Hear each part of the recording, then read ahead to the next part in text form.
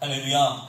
하나님께서 오늘도 말씀 안에서 우리의 삶 가운데 크신 복과 은혜를 베풀어 주시는 줄로 믿습니다. 우리 옆에 계시는 분들과 함께 인사해 보도록 하겠습니다. 사랑합니다. 축복합니다. 오늘도 말씀 안에서 큰 은혜를 누립시다. 하나님께서 예비해 두신 크고 놀라운 복과 은혜를 말씀을 통해 누리시기를 주님의 이름으로 축복합니다. 오늘 말씀의 제목은 내 계획을 멈출 때 비로소 경험하는 은혜입니다. 심리학에서 사용하는 용어 중에 통제 환상이라는 말이 있습니다. 이는 사람들이 자기 삶의 운전대를 스스로 쥐고 모든 상황을 조절할 수 있다고 믿을 때에 큰 안도감을 느낀다는 뜻입니다. 반대로 내 힘으로는 도저히 어찌할 수 없는 막막한 기다림의 상황에 놓이게 되면 우리는 깊은 불안과 두려움을 느끼게 되지요. 삶의 문제로 인하여 어려움을 당하거나 기도의 응답이 자꾸만 미루어질 때 우리는 끝이 보이지 않는 캄캄한 터널 속에 홀로 서 있는 것처럼 힘겨워합니다. 이처럼 내면의 불안이 커지면 우리는 본능적으로 지름길이나 다른 방법을 찾고 싶어 합니다. 어떻게든 내 힘으로 이 상황을 이끌어서 하루빨리 원하는 결과를 얻고자 하는 조급함이 생겨나는 것이지요. 그렇다면 여러분, 우리의 신앙생활은 어떠합니까? 하나님께서 주신 약속이 내 기대보다 더디게 이루어질 때 우리 역시 내 힘으로 이 상황을 해결하고 인간적인 지름길을 만들어 보려는 유혹에 빠지지는 않습니까? 잠잠히 하나님의 때를 기다리기보다는 나의 얕은 경험과 지혜를 동원해서 이 상황을 모면해 보려는 조급한 모습이 우리 안에도 참 많이 남아 있습니다. 오늘 우리가 함께 읽은 말씀 속에는 그 길고 긴 기다림의 시간을 견디지 못하고 결국 하나님의 방법이 아닌 자신의 생각으로 섣불리 길을 열어보려 했던 아브람과 사레의 이야기가 등장하고 있습니다. 오늘 이 본문의 말씀을 통하여 내 뜻대로 삶을 이끌어 보려는 인간적인 조급함이 과연 어떠한 결과를 가져오는지 우리의 신앙을 정직하게 돌아보기를 원합니다. 그리고 그 고단한 기다림의 시간 속에서도 변함없이 우리를 찾아와 어루만져 주시는 주님의 따뜻한 긍휼을 깊이 만나는 귀하고 복된 새벽이 되기를 주님의 이름으로 축원합니다. 먼저 첫 번째로 하나님의 뜻을 묻지 않고 세운 조급한 계획은 결국 불신앙이라는 사실입니다. 여러분, 아브람과 사레가 가나안 땅에 들어온 지도 어느덧 10년이라는 긴 세월이 흘렀습니다. 하나님께서는 그들에게 하늘의 별과 같이 수많은 자손을 주시겠다고 약속하셨지만 10년이 지나도록 사라에게는 아무런 소식이 없었습니다. 기약 없는 그 기다림 속에서 사라의 마음이 얼마나 새까맣게 타들어갔을까요? 결국 사라는 기다림에 지쳐 자신이 직접 해결책을 찾아 나섭니다. 창세기 16장 2절 상반절 말씀을 보면 사라가 남편 아브라함에게 이렇게 제안하고 있음을 보지요. 여호와께서 내 출산을 허락하지 아니하셨으니 원하건대 내 여종에게 들어가라. 내가 혹 그로 말미암아 자녀를 얻을까 하노라. 물론 당시 사회에서는 자녀가 없는 여주인이 여종을 통해 대를 잇는 일이 흔하게 통용되던 관습이었습니다. 인간적인 눈으로 본다면 사례의 계획은 지극히 현실적이고 합리적인 방법처럼 보였을 것이지요. 그런데 여러분, 이들의 계획 속에는 중요한 문제가 하나 숨겨져 있었습니다. 그것은 바로 이 중대한 결정을 내리는 과정에서 단 한 번도 하나님의 뜻을 묻고 엎드려 기도하는 시간이 없었다는 사실입니다. 성경 어디를 보아도 아브람과 사레가 하나님 앞에 구하거나 기도하였다는 말씀이 전혀 기록되어 있지 않습니다. 아브라함은 믿음의 가장으로서 아내의 인간적인 제안을 멈춰 세우고 하나님의 약속을 다시금 상기시켜 주어야만 했습니다. 그러나 창세기 16장 2절 하반절은 이렇게 기록하고 있지요. 뭐라고 기록하고 있습니까? 아브라함이 사레의 말을 들으니라 라고 기록하고 있습니다.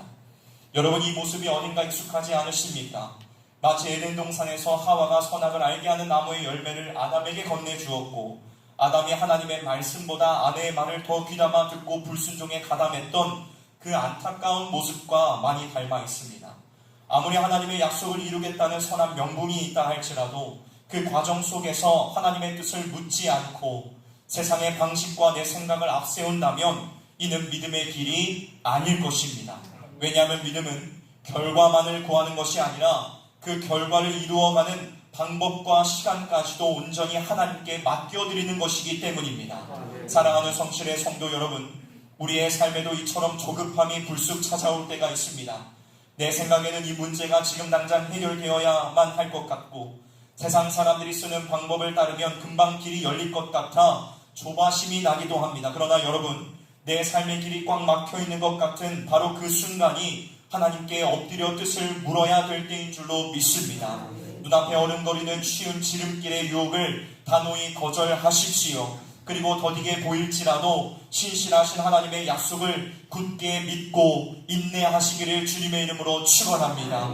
인간적인 헛된 계획을 다 내려놓고 기도로 하나님의 때를 묵묵히 기다리며 나아갈 때에 마침내 가장 선하고 아름다운 길로 인도하시는 하나님의 은혜를 우리가 온전히 경험하게 될 줄로 믿습니다. 그 선하신 하나님을 바라보며 믿음으로 담대하게 나아가는 저와 여러분들이 되시기를 주님의 이름으로 축원합니다. 다음 두 번째로, 하나님의 질서를 무너뜨린 인간적인 방법은 결국 깊은 관계의 아픔과 상처만을 남기게 된다는 것입니다. 여러분, 사례의 계획대로 결국 하갈은 아브라함의 아이를 임신하게 됩니다. 겉으로만 보면 이들의 계획이 아주 멋지게 성공한 것처럼 보였을 것이겠지요. 무려 10년 동안 애타게 기다리던 아이가 드디어 생겼으니 말입니다. 그러나 그 가정에 찾아온 기쁨은 그리 오래가지 못했습니다. 창세기 16장 4절 말씀을 보면 이렇게 기록되어 있죠. 함께 읽어보도록 할까요? 창세기 16장 4절의 말씀입니다. 함께 읽어보도록 하겠습니다. 시작. 아브라함이 하갈과 동침하였더니 하갈이 임신하매 그가 자기의 임신함을 알고 그의 여주인을 멸시한지라. 아멘. 자신이 임신한 것을 알게 된 하갈은 그가 그만 교만해져서 자신의 여주인인 사례를 업신여기기 시작하였습니다. 은혜가 넘쳐야 할 가정의 거룩한 질서가 하루아침에 흔들리게 된 것이지요. 그렇다면 이 당황스러운 상황 앞에서 사례는 어떻게 반응합니까? 이 모든 일은 분명 자신이 앞장서서 제안하고 계획한 일이었습니다. 그러나 창세기 16장 5절을 보면 사례는 남편 아브라함을 향해 자신이 받는 이 모욕은 남편이 다 받아야 마땅하다며 모든 책임을 떠넘기고 거칠게 원망하는 모습을 우리가 발견하게 됩니다. 믿음의 가장인 아브라함의 태도 역시 참으로 안타깝게 그려지고 있지요. 창세기 16장 6절에서 아브라함은 하갈의 일은 아내의 손에 있으니 마음대로 하라며 이 사태에 대한 가장으로서의 책임을 완전히 회피해버리고 맙니다. 그 결과 분노로 찬 사례는 하갈을 모질게 학대하였고 그 가혹함을 버티지 못한 하갈은 뱃속에 아이를 품은 채 험하고 메마른 광야로 도망치고 맙니다. 참으로 안타까운 상황입니다. 하나님의 약속을 인간적인 방법으로 억지로 이루어보려 했던 결과는 이처럼 처참했습니다. 하나님을 향한 신뢰가 무너진 곳에는 서로를 향한 원망, 교만, 그리고 상처만이 남게 되었습니다. 결국 평강이 넘쳐야 할 믿음의 가정이 무너지고 가족들에게 깊은 상처를 남기게 되었습니다. 사랑하는 성실의 성도 여러분, 때때로 우리는 내 마음대로 내 계획대로 일이 순조롭게 진행될 때에 그것이 하나님의 축복이요 성공인 줄로 착각할 때가 있습니다.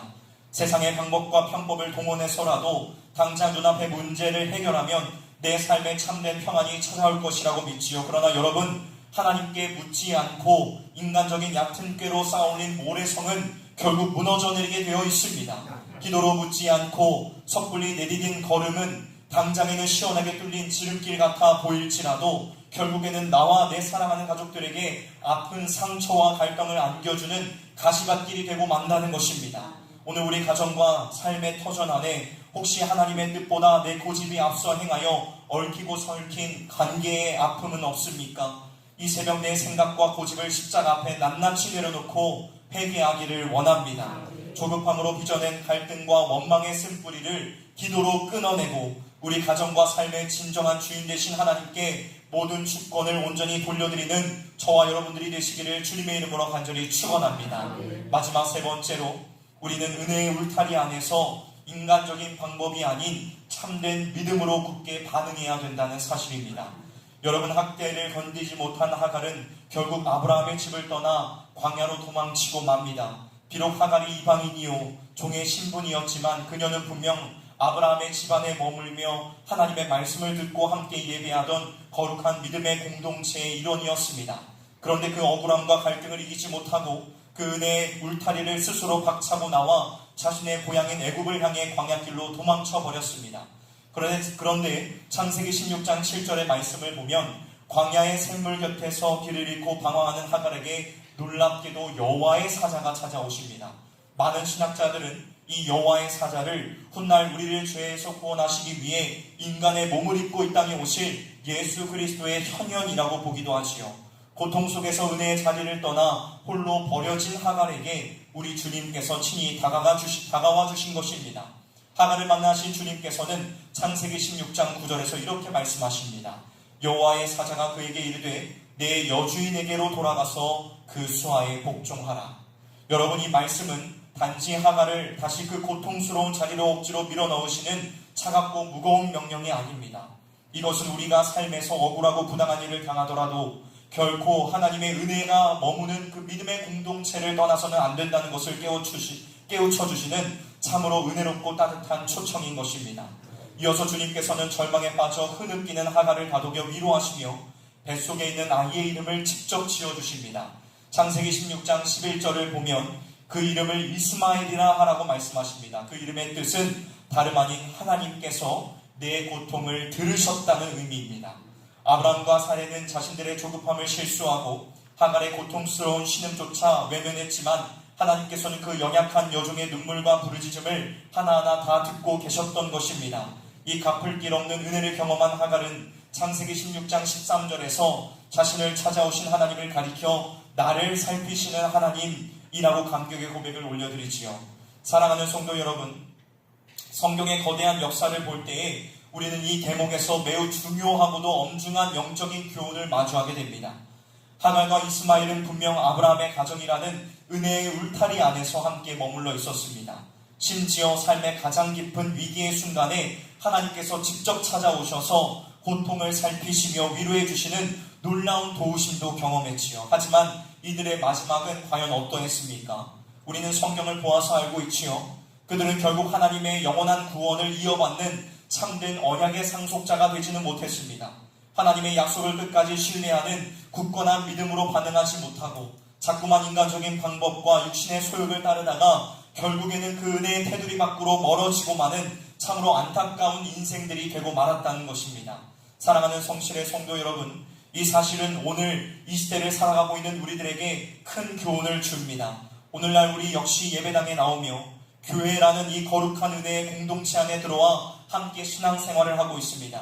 때로는 하갈처럼 벼랑 끝에 선 삶의 위기 속에서 기도의 응답을 받기도 하고 삶의 문제가 극적으로 해결되는 하나님의 놀라운 도우심을 경험하며 간증하기도 합니다. 그러나 여러분, 단순히 교회라는 공동체 안에 소속되어 있다고 해서 혹은 내 삶의 절박한 문제가 일시적으로 해결되는 기적을 한두 번 맛보았다고 해서 우리는 결코 안심해서는 안 됩니다.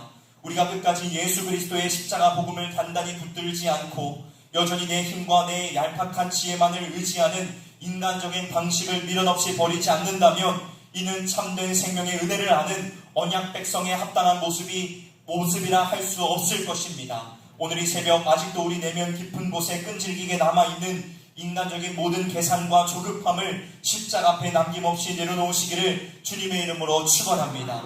그저 습관처럼 예배당만 밟고 돌아가는 신앙이 아니라 비록 내 눈앞의 현실이 답답할 정도로 더디고 막막할지라도 오직 신실하신 하나님의 약속만을 신뢰하며 기도로 묵묵히 인내하는 참된 언약의 백성들이 되시기를 주님의 이름으로 축원합니다. 오늘 하루도 나의 어설픈 방법이 아닌 오직 십자가를 향한 참된 믿음으로 반응하여 주님이 주시는 구원의 은혜를 삶의 현장 곳곳에서 누리는 저와 여러분들이 되시기를 주님의 이름으로 축원합니다. 말씀을 마무리하도록 하겠습니다. 사랑하는 성실의 성도 여러분, 우리는 내 뜻대로 내 계획대로 당장 눈앞의 문제가 해결되지 않으면 금세 마음이 불안해지고 조급해지곤 합니다. 그 기나긴 기다림의 시간을 참아내지 못하고 어떻게든 내 힘과 내 방식대로 닫힌 길을 열어보려 무던히도 애를 쓰지요. 그러나 내가 억지로 움켜쥐고 있는 그 삶의 운전대는 결국 우리를 메마르고 척박한 광야로 이끌 뿐이며 남는 것은 서로를 향한 아픈 상처뿐이라는 사실을 기억하시기를 바랍니다. 잠언 16장 9절은 이리저리 흔들리며 방황하는 우리에게 이처럼 분명하고 단호하게 말씀합니다. 사람이 마음으로 자기 길을 계획할지라도 그의 모든 걸음을 인도하시는 이는 여호와시니라. 오늘 이 귀한 새벽 내 어설픈 방식대로 삶의 모든 상황을 통제하고 이끌려 했던 모든 조급함과 불신앙의 짐을 우리 주님의 십자가 앞에 남김없이 다 내려놓으시기를 주님의 이름으로 축원합니다. 간절한 기도의 응답이 내 기대보다 훨씬 더디게 느껴지고 눈앞의 현실이 여전히 캄캄하게 닫혀있는 것만 같을지라도 이제는 인간적인 생각과 헛된 꾀를 온전히 멈추시기를 바랍니다. 대신 우리가 참으로 연약하여 넘어지고 실수할 때조차 우리의 아픈 고통을 세밀하게 살피시고 우리를 굳게 붙들어 주시는 참으로 신실하신 우리 하나님만을 전적으로 신뢰하시기를 주님의 이름으로 축원합니다. 오늘 허락하신 이 하루도 나의 헛된 계획을 십자가 앞에 내려놓고 우리 주님의 선하신 인도하심의 모든 삶을 온전히 의탁해 드림으로써 주님께서 친히 가장 선하고 아름다운 때에 예비하신 완벽한 응답의 은혜를 넉넉히 누리며 승리하는 복된 저와 여러분들이 되시기를 우리 구주 예수 그리스도의 이름으로 간절히 축원합니다. 함께 기도하도록 하겠습니다.